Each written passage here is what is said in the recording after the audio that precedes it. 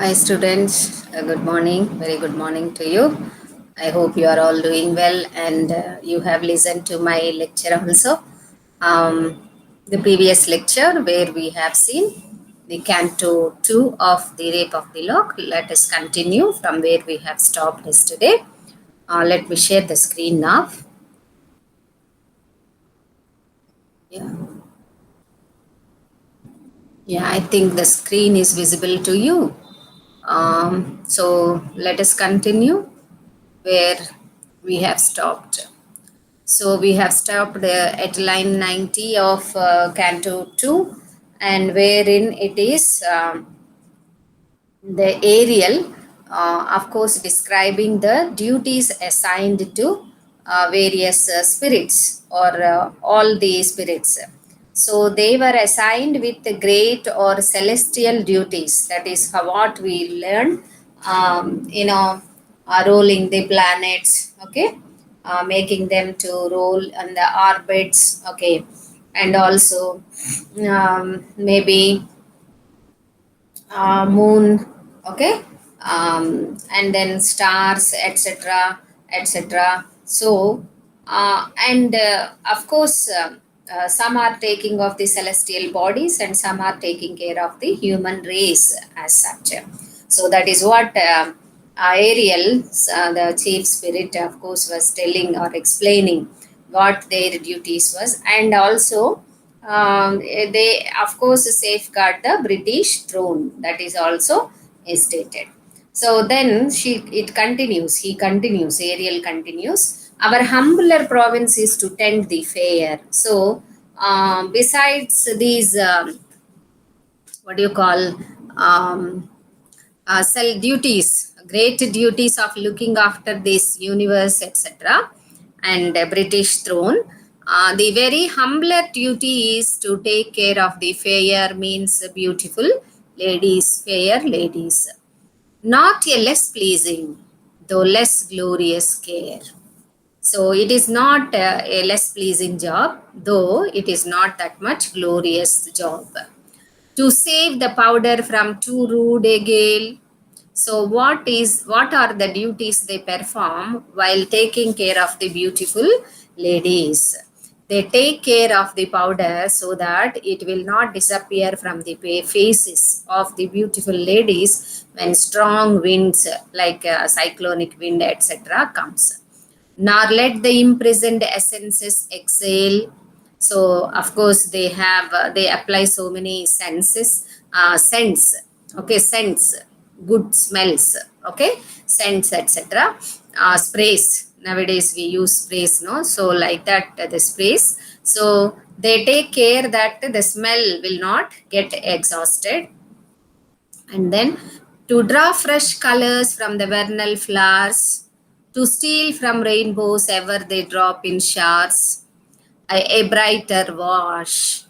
So they bring different colors to the flowers that the ladies use, and sometimes they will get a brighter wash for the ladies from the showers, that is rains, etc., and to curl their waving hairs. So to curl their wavy hairs, assist their blushes. The blush is like the feeling of shy, and how the cheeks will get rosy in color. That is what is the blushes. So these are all things assisted by sylphs for women's or the fair ladies, and inspire their airs.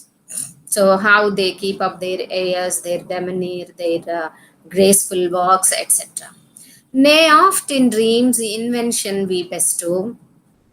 Besides taking care of all these things, sometimes they were in their dreams also. As we have seen in the dream of Belinda, how Ariel, of course, revealed so many secrets to Belinda to change a flounce or add a below.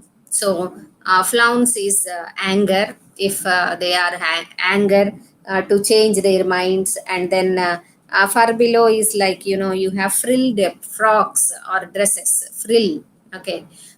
Those frills actually to increase the beauty of the dress or beauty of the women, they keep adding that.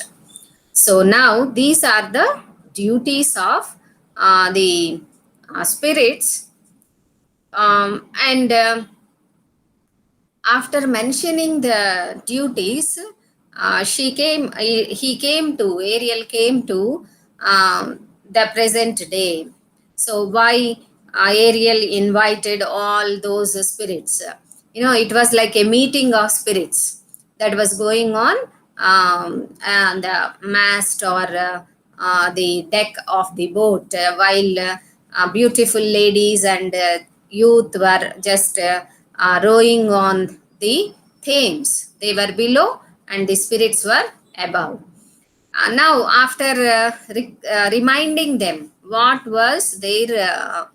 are their duties, so they have great jobs from the to the humble jobs. After reminding them of all the duties that they perform, what it's in this day. So on this day, black women's threat the brightest fair. So it is telling that this day the fair lady is being threatened by a bad incident, an impending doom. Okay, an impending omen is there. That ever deserved watchful spirit's care. Because of that reason, Ariel is telling that fair deserves a watchful care of our spirits. A watchful care means what? Taking care, continuously without even blinking of the eye. You have to take care of that beautiful lady. Some dire disaster, so there is in her astronomy, we believe in astronomy. So her stars, okay, Belinda stars are showing a great disaster for her. Though what it is not revealed, but she is going to face a great disaster. That is why we have to take care of her very carefully. Or the disaster by force or slight, so whatever it is, the disaster may come, but what or where the fates have wrapped in night. As Ariel stated in the dream, also here also he is stating that where and what and how it is going to happen is not disclosed to the spirits, because the spirits are the not the higher celestial bodies. They are only secondary, but above human bodies. So humans may not be able to sense the impending disasters, but sylphs like Ariel could sense it, and that is why in the dream it warned Belinda. He warned Belinda. Whether Belinda listens or not, that is a different matter. But by the time she woke up, from the time she wake up, and then the way she is behaving, immediately after waking up, she read a love letter, etc., and how she decorated herself and how she is going to enjoy in the party, etc., reveal to us that Belinda, of course, has forgotten the total dream. Is she's not aware of any impending dream. So what kind of that? What could be the dire disaster? Whether the nymph shall break Diana's law. See, the Diana's law is nothing but losing one's virginity. So, in those days, actually, virginity of a woman, chastity or virginity of a woman is very much cared for or valued for. Whether all women remain virgins or not, that is a different factor. But the society as such, okay, and it is like the norm of the society that women should remain virgins or chaste. So is it the lady going to break that Diana's law? That means is she going to lose her virginity? Means maybe she is going to be raped, or she herself may willingly be with some man, etc. or some frail china jar receive a flaw.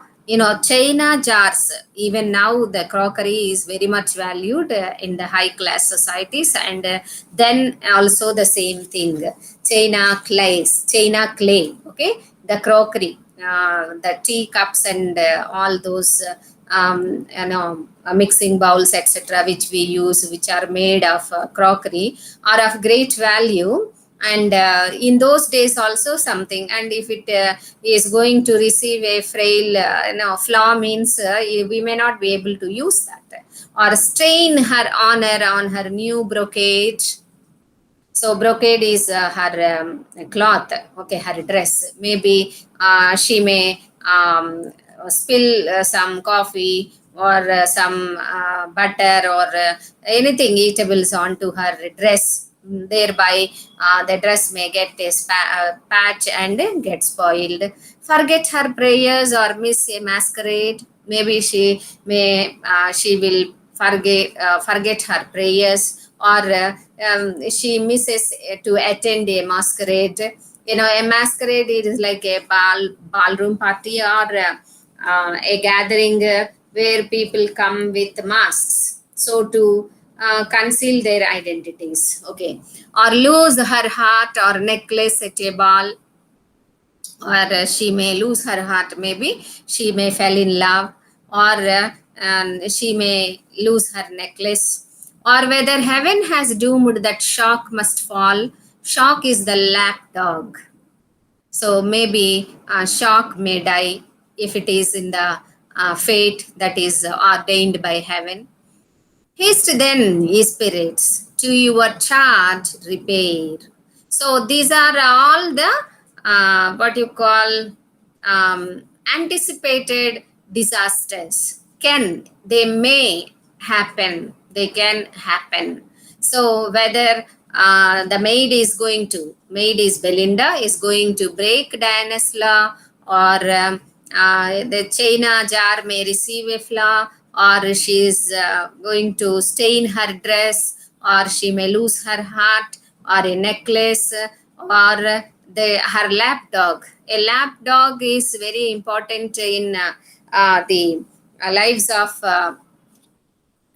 of the higher class ladies, and ironically it is always stated that they cry more when lap dogs die rather than when their husbands die. So this is the irony, and that is the in a way very importance that is attached to the lap dogs and the ladies. So if shock of course dies, of course it is a very great disaster for Belinda.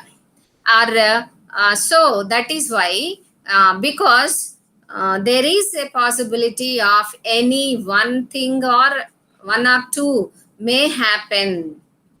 What to do? Ariel is telling that you spirits should be very careful. Haste then. So the Ariel is ordering them to be haste. Okay, means swift in their medium movements, and then try to perform duties whatever are assigned to them. So what are the duties? Haste then, you spirits, to your charge repair. Haste, so be quick and take your charge. The fluttering fan be Jefferetta's care. See here you have the names like Jefferetta, Brillianta, Momentella, Crispissa.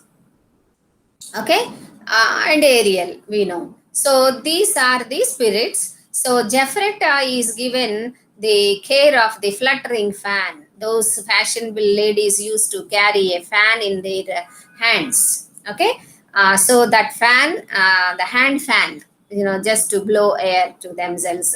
So that fan is actually kept in the care of Jefferetta, the sylph name. This is the name of the sylph. The drops to the Brillianta we consign. Brillianta is another spirit, and drops are maybe her hangings, etc. Okay, that was taken. That should be taken care by Brillianta. And Momentilla, let the watch be thine. She is wearing a watch, and that watch should be taken care by the momentilla, the spirit momentilla. Do thou, Crispissa, tend her favorite lock. So Crispissa is the spirit to which that favorite lock which Belinda decorated for the destruction of mankind, and which Baron wished to possess, etc., is given to the care of Crispissa, the spirit. Ariel himself shall be the god of the shock. So Ariel will be taking care of the shock, the lap dog. So then five, 5 duties, 5 important things are given to 5 different spirits. Now, to 50 chosen sylphs, a special note. We trusted the important charge, the petticoat. So 50 sylphs were given the duty of safeguarding the petticoat of Belinda. So the petticoat is not like our inner garment, but it is like nowadays you are getting full frocks, which are some kind of weaving is done so that it will appear like a balloon, like this thing. So there, that frock is kept under the charge of 50 sylphs. After have we known that sevenfold fence to fail. So the petticoat is being compared to a sevenfold fence. That means, of course, ladies usually take care, very much care to tie these petticoats in a careful manner, and even in preparation also that care is taken, so that stiff with hoops and armed with ribs of veil. So the ribs of veil are used inside the frills of this petticoat, so that it will be like a balloon standing. Okay. Form a strong line about the silver bound and guard the wide circumference round. So the whale bones are used, and a silver bound strong line thread is also used to weave it, yet many a times it fails. So the petticoat is kept under the care of 50 different sylphs. Whatever the spirit careless of his charge. Now, after assigning duties to these spirits, Ariel is warning the spirits. Now you are assigned duties, and Ariel, as a leader, okay, accepts that all spirits will perform their duty very well. So whatever spirit careless of his charge. So the Ariel is telling that if I come to know that anyone or any of you are careless in performing your duties, his post neglects, and whatever the job you are given with, if you neglect that job or leaves the fair at large, and if you leave the fair and go somewhere without taking care of her, shall feel sharp vengeance soon overtake his sins. So you will be punished. This sharp vengeance is nothing but giving tough punishments, or very stringent punishments because of the sin you commit. The sin is nothing but neglecting the duty and leaving the fair, that is the lady. Okay. Be stopped in vials or transfixed with pins. A vial is like you have an injection vial, like small bottles, glassy bottles. You say you will be put into those bottles and fixed, or transfixed with pins. You will be hanged with pins, or plunged in lakes of bitter washes lie. So you will be thrown into the bitter waters, so that you will be just fluttering there, or wedged whole ages in a bodkin's eye. So bodkin is a big needle who is having a big eye. So you will be put into that big eye of the needle, so that you will be suffering. Gums and pomatums shall his flight restrain. Gum, you know, gum, the, you know what you say, glue stick, that whatever you use, or any other sort of sticky substance. And pomatum is like hair gel.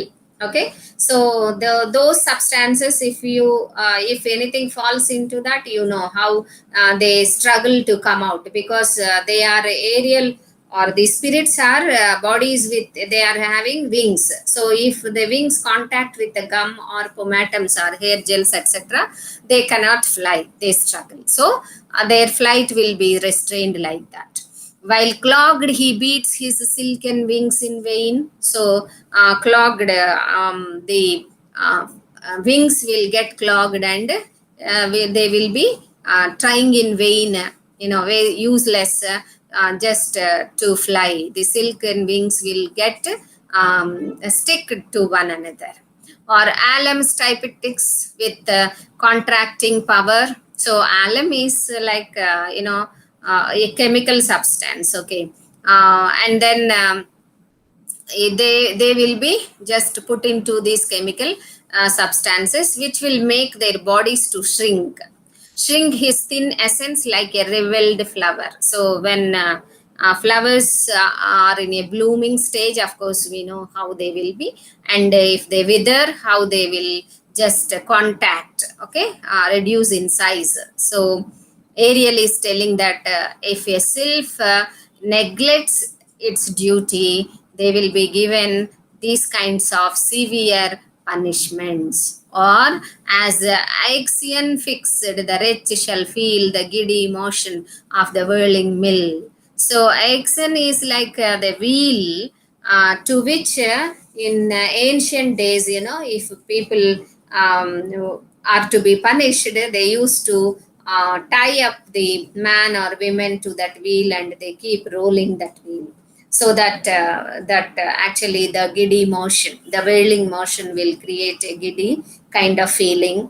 And if they keep on rolling like that, there is a danger that they may lose their breath also after some time. So this kind of punishment will be given to. In fumes of burning chocolate shall glow, and tremble at the sea that froths below. So the chocolate will be, while the chocolate is getting cooked, the heat, and it will be like a liquid substance, emanating fumes, ఆవిరి బయటకు వస్తూ ఉంటుంది లో. Then it is, Ariel is threatening them to, you will be exposed to the fumes. And below, if you see below, you will have the sea of chocolate, a hot chocolate like a sea, because they are tiny creatures. Of course, a bowl of chocolate also is like a sea for them. So you will be punished like this. So after assigning the duties, Ariel threatened them that if you are negligent, if you neglect your duties, you will be punished like this. He spoke. So see, he spoke is like our Milton's, thus Saturn spoke, etc. In the similar manner, this is the speech of Ariel till now. He spoke. The spirits from the sails descend. So immediately after he stopped speaking, the spirits descended, and then they have gone to occupy their respective places with at the fair lady, the beautiful lady. So orb in orb around the nymph extend. Some third the mazy ringlets of her hair, and some hang upon the pendants of her ear pendants. With beating hearts, the dire event they wait, anxious and trembling for the birth of fate. So they have gone and occupied their duties, their places of duties: ringlets, locks, watch, petticoat, okay, shock, and all other things. And they are, very eagerly waiting for the occurring of the fate. The birth of the fate is, no, because Ariel has warned them that a dire disaster is waiting. Their impending doom is there, and they are all waiting for that to happen.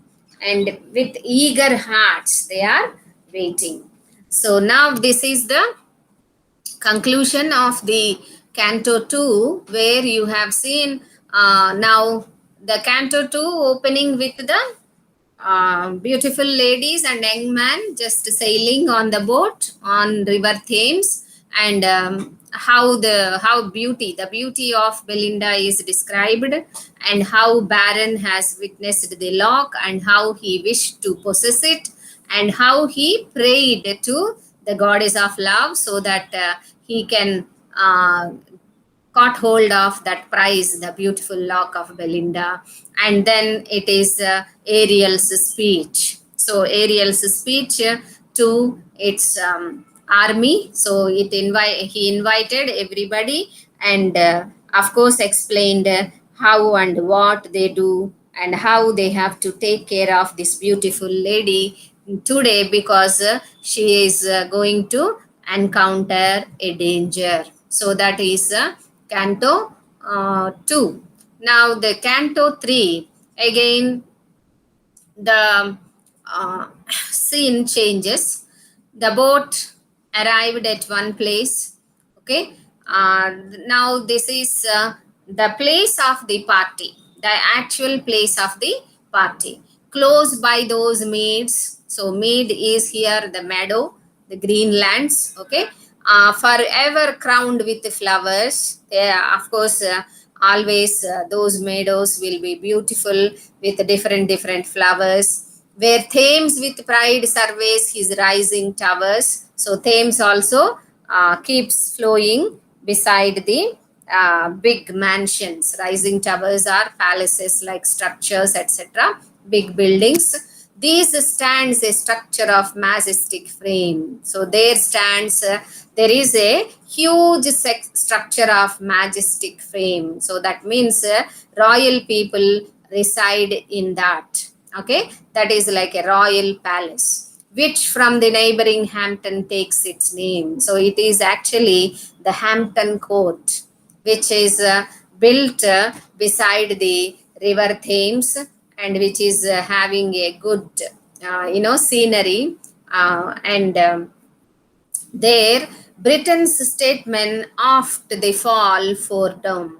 Okay, we are all royal families or people belonging to the court of the king or queens of London gather here, and they actually have meetings or councils, and if they want to bring down the monarchy, they do that, because in the previous history we have seen how King Charles was killed, and then Cromwell came, and a parliamentary type of government came, and but after some years again the monarchy is restored. So all those councils, all those meetings, etc., anticipating the fall of so and so government, etc., will take place in this place, which is named as Hampton Court.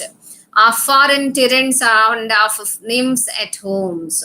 So they own a very, here this line is the indication of satire again, irony.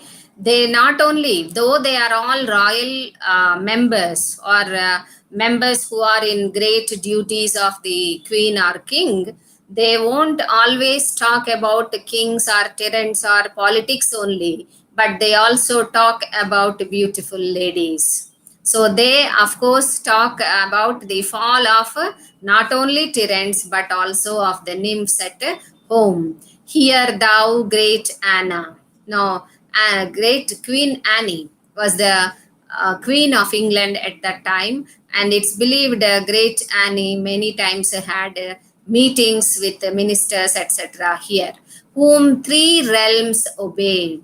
So, three realms are like, I think, Scotland, okay, England, and Greenland. So they are the three realms, and it is stated she is the queen of thus. Does sometimes counsel take and sometimes tea. So the all Queen Anne comes with all her followers, ministers, soldiers, and army, etc.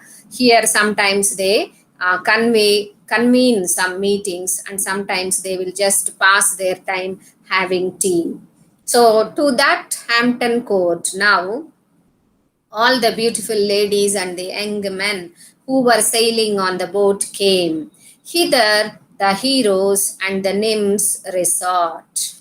So they came to the Hampton Court. Why? To taste a while the pleasures of a court. Why do they come? To taste the pleasures of the royal court. In various talk, the instructive hours they passed. So after they arrive here, they keep on talking with each other, sometimes instructing one another or discussing, etc. Hours together they passed. Who gave the ball? So they discuss who is giving the ball now, the party. Okay, or paid the visit last. What party was arranged for the last time in the past.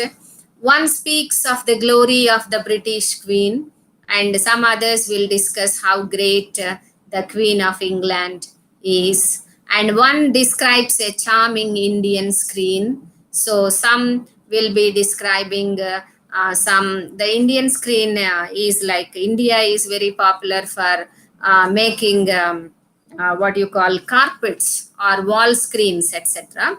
So they are very popular in those days also, because during the colonial times, while Britishers were ruling in India, they used to take all those beautiful wall hangings, carpets, etc.